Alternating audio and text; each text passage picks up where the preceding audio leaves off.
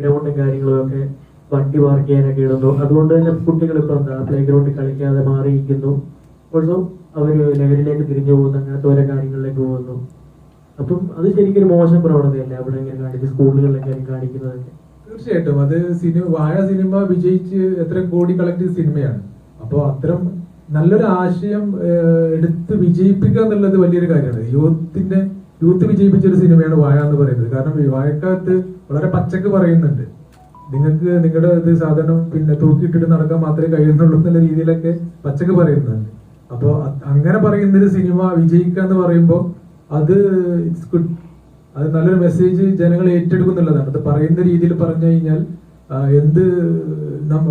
ലഹരി ഉപയോഗിക്കുന്ന ഒരാളോട് ഉപദേശിക്കുക എന്ന് പറയുന്നത് ഏറ്റവും വെറുപ്പുറവാകുന്ന ഒരു കാര്യമാണ്. പക്ഷെ യൂത്ത് ആ സിനിമ ഏറ്റെടുക്കും എന്ന് പറയുമ്പോൾ നല്ല കാര്യങ്ങൾക്ക് ഇപ്പോഴും സ്വീകാര്യതയുണ്ട്. പക്ഷെ പറയുന്ന പോലെ പറയണം. അതുകൊണ്ടാണ് നമ്മളൊരു കഥ പറച്ചിലൂടെ ഈ സിനിമ പറഞ്ഞു വെച്ചിട്ടുള്ളത്.